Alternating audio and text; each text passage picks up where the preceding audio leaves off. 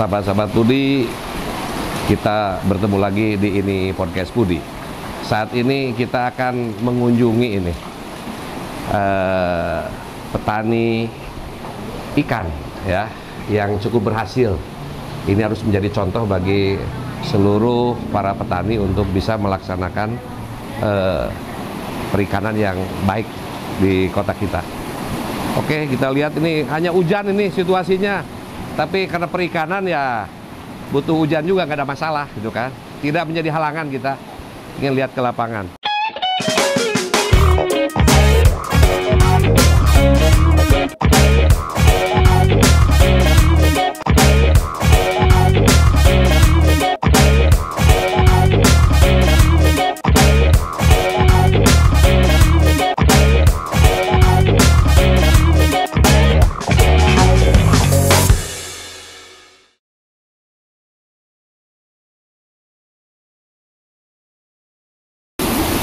Halo sahabat-sahabat Budi, alhamdulillah kita sudah ketemu ini dengan pembudidaya ikan yang saya katakan ini cukup sukses lah. Ya, di sini terima kasih Pak Daru. Nah, ini Pak Daru ini pembudidaya ikan dan kita bisa melihat lokasi ini kompleknya di wilayah Cibuni Gelis dan saya melihat bahwa Pak Daru ini agak berbeda, artinya betul-betul dipersiapkan ya secara profesional, juga tetap ada pembinaan dari Dinas Pertanian. Dalam hal ini bagaimana pembinaan ini supaya menghasilkan produksi ikannya yang lebih maksimal. Selain bicara kualitas juga bicara produksi yang maksimal. Kang Daru, ini mungkin sahabat-sahabat dan seluruh penonton dari podcast Budi, kita ingin sharing, berbagi pengalaman bagaimana pembudidayaan ikan yang saya dengar cukup berhasil lah. Kalau kita ini relatif kalau bicara berhasil, tapi ukuran kita di kota Tasikmalaya ini cukup berhasil. Pak Daru, kalau budidaya ikannya jenisnya apa saja di sini? Untuk yang kami utamakan adalah pertama nila. Nila ya? Nila. Ya. Yang kedua lele. Lele. Nah, kalau lele ikan pasarnya banyak? Kebetulan kebutuhan pasar saya Ya. untuk saat ini itu nila per hari 1,5 ton, untuk lele 3 ton. Kebutuhan pasar saya. Itu permintaan? Ya, kebutuhan permintaan. Itu permintaan 1,5 ton untuk per hari. Per hari. Untuk lelenya 3 ton per hari. Lelenya 3 ton? Per hari. Nilanya 1,5 ton? Ya. Itu hanya Kota Tasik, Tasikmalaya atau Priangan Timur kebutuhan untuk itu? Nila itu hanya untuk Kota Tasik, tapi untuk lele sampai Priangan Timur, sampai ke Bandung dan Garut. Lalu sekarang kemampuan kita, Pak Daru di sini dengan beberapa kolam ini kan? Ya. Beberapa kolam, kita lihat nanti lokasinya. Walaupun lagi hujan nggak jadi masalah bagi kita, cocok gitu kan. Kalau bicara ikan ya pasti bicara air. Dan hujan ini mudah-mudahan berkah ya, amin, Pak Daru. Amin, amin. Nah, berarti produksi kita hari ini baru mampu berapa ton per hari? Untuk nilai itu per 15 hari baru 2,5 ton. 15 hari baru 2,5 ton. 2,5 ton. Untuk lele per 4 hari 2 ton. 2 ton. Artinya kita masih belum mampu untuk memasok kebutuhan pasar. Wah, nah inilah sahabat-sahabat, bagi para pengusaha-pengusaha muda yang mau membudidaya ikan, artinya peluangnya masih cukup besar, marketnya cukup besar. Artinya bahwa kebutuhan lele saja tadi disampaikan dan ikan ini belum terpenuhi sama sekali. Jadi jangan khawatir para pembudidaya ikan untuk ikut ya kan mencoba, tetapi juga memang artinya banyaklah hal-hal yang menjadi syarat-syarat agar produksi ini baik. Termasuk mungkin air ya Pak ya?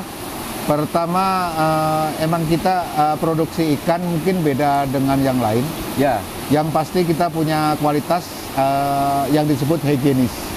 Kita pakan tanpa limbah sama sekali. Pakan tanpa limbah. Tanpa limbah. Tanpa limbah. Jadi pakannya dari mana ini? Kita pakai full pellet semua. Oh, full pellet. Jadi semua. pakan pabrik semua. Yang kedua, untuk mempercepat pertumbuhan, kita menggunakan pakan premium.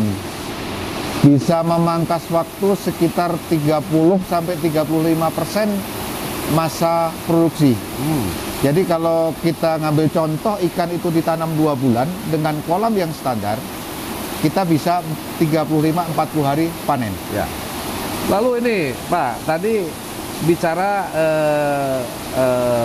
pakan, ya kan tadi pakan kulet kata gitu. Ya. Tidak ada kendala kaitan pakan. Untuk sementara ini untuk produksi, kendala mungkin masalah pembiayaan. Pembiayaan. Ya. Saat ini untuk pembiayaan pakan sendiri, saya itu per hari 6 juta. Gimana? Sehari itu pembiayaan pakan saya 6 juta. Satu hari Satu hari 6 juta 6 juta. untuk pakan. Seluruh berapa kolam ini? Untuk hampir semuanya itu untuk konsumsi nila itu ada 5. Ya. Untuk konsumsi lele ada 10. Ya. Untuk pembenihan lele ada 23 kolam. Ya. Nah, yang paling besar ada pembenihan lele. Untuk pembesaran lele. Ya. Kebutuhan pakan lele itu sangat-sangat banyak karena waktunya yang pendek masa Ya. panennya. Jadi lele itu waktunya yang berapa hari itu? 35 sampai 40 hari kita panen. Itu yang ukuran berapa itu biasanya? Kita tanam Satu dari kilo berapa? size 50 per ekor Ya. atau yang disebut LBG. Ya. Itu bisa 30 sampai 35 hari kita siap panen. Itu yang 1 kilo berapa ekor itu? 1 kilo 6 sampai 9 pasar. 9. Itu pasarnya yang Ya, banyak. pasar yang terbanyak. Ya kan? Kan banyak di sini saya lihat pecel lele yang macam begitu. Kalau pecel lele itu biasa menggunakan ukuran itu 6 sampai 8. 8. Berarti 1 kilo 4. 1 kilo isi 8, Oh. kalau enggak 6. 6. Itu pasar super sebetulnya. Ya. Jadi juga kalau terlalu besar juga kurang bagus. Terlalu besar jadi BS sebetulnya sini. BS. Ya. Oh, jadi kalau sekilo 4, ya. sekilo 4 ke bawah sampai sekilo isi 2 rata-rata. Nah, itu jatuhnya akhir. Oh. Tetapi saya punya pasar frozen. Frozen. Ya, frozen kita kirim ke Bandung, Garut, Jabodetabek. Kita udah siap pasar di sana. Itu yang ukuran gede, Ukuran yang 4 sampai 6. 46. Ya. Itu pasarnya kemana yang begitu? Bandung dan Jabodetabek. Oh. Nih sahabat-sahabat Budi, selain budidaya perikanan, Pak Daru ini juga punya frozen. Frozen itu sebagai pendingin kan ya? Ya, pembeku, dibeku. Pembeku ya. Ikan Pembeku. segar beku. Jadi walaupun tadi disampaikan ternyata ini ada hitungannya. Jadi tadi kalau ini lele semacam itu 35 hari. Jangan terlalu besar. Karena kalau terlalu besar itu disebutnya akhir gitu kan. Ya, ya. Tapi juga ada solusi tadi. Ya. Solusinya pakai frozen gitu Frozen kan. kalau nggak di fillet. Di fillet. Nah, ini artinya waktu itu menjadi penting. Lalu juga para pelaku budidaya ikan sendiri dengan petugas di lapangan caranya memberikan, ada waktunya nggak Pak? Kebetulan Satu hari pakan- berapa kali itu? Pakan kita pakai auto feeder. Pakai apa? Auto feeder. Ah. Auto feeder kalau dari produknya Eviseri. Ah. Kebetulan produk yang Jawa Barat ini. Oh, ini tuh yang kincir itu? Bukan. Bukan. Ini yang Oh, top beda ini. lagi. Ini untuk pakan otomatis. Artinya otomatis bagaimana? Otomatis kita setting pakai Android. Hah? Yang tebarnya mau jam berapa aja dan tonasenya berapa kilo. Itu udah secara otomatis. Udah rutin langsung keluar. langsung keluar sendiri. Jadi tidak langsung Tidak. disebar oleh langsung petani tidak? Dan kebetulan ini kita menggunakan hitungannya namanya feeding rate. Iya. Jadi kebutuhan ikan kita itu berapa persen sih Iya, iya. untuk pakannya. Ya. Nah, kita pakai aplikasi. Iya, iya. Kita dari tanam tuh udah pakai aplikasi. Wah. Nah, ini sudah digitalisasi ya budidaya ikan. Jadi starting pun kita udah pakai aplikasi namanya e-feeding. Di aplikasi ada. Kita mau tanam ukuran berapa, kita mau panen ukuran berapa, kita mau berapa hari tanam. Secara otomatis kebutuhan pakannya ada, hasil panennya pun ada. Itu udah tersistem. Luar biasa ini. Dan kita udah computerized, jadi sudah kita sistem di save di komputer semua. Lalu kincir ini. Nah, fungsi kincir sendiri adalah untuk menambah terpecahnya oksigen di dalam air. Oh. Kalau oksigennya terpecah secara otomatis, Iya, iya. ikan yang tadinya kolam standar itu hanya 20 ekor per meter kubik, Iya. ini bisa sampai 100 ekor per meter kubik. Kepadatannya ditambah 5 kali lipat. Wah. Ini untuk lele atau ikan? Untuk nila? semua jenis ikan. Semua jenis ikan. Nah, tapi untuk lele tidak perlu kincir. Oh, lele tidak perlu. Nah, karena sifat lele adalah mengejar air yang berarus. Oh. Nah, ini saya pertama lihat kincir itu tahunya biasanya kincir itu di udang. Udang, betul. Ternyata saya lihat ini kincir udang bukan. Ternyata ikan pun sangat berpengaruh sekali. Pengaruh di pada Terasa sekali kan? Ya. Tanpa kincir dengan kincir ya kan? Itu sangat pengaruh sekali. Kebetulan kan gini, kalau saya sampaikan ini contoh sampling aja. Ya. Kalau ini nggak menggunakan kincir, kita panen di 6 kintal sampai 7 kintal. Oh. Tapi kalau menggunakan kincir saya bisa 2,5 ton. Ya.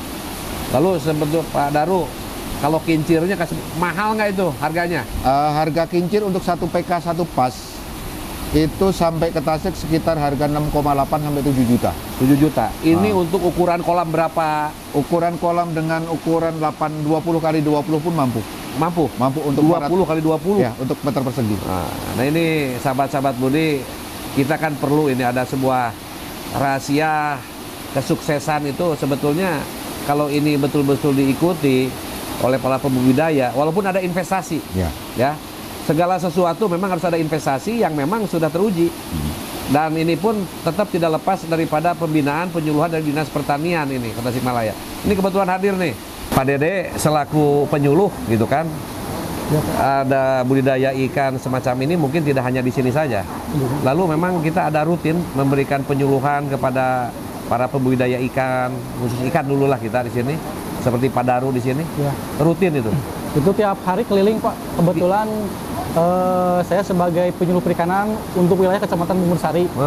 Satu penyuluh perikanan itu memegang minimal 1 kecamatan. 1 kecamatan. Kebetulan saya ditugaskan di Kecamatan Bungursari dan salah satu potensi wilayah Kecamatan Bungursari yang paling tinggi potensinya di antara beberapa kelurahan itu Kecamatan Cibunigelis, Pak. Cibunigelis. Itu dilihat dari apa? Sumber air atau gimana? Dari sumber air sama potensi produktivitas kolam.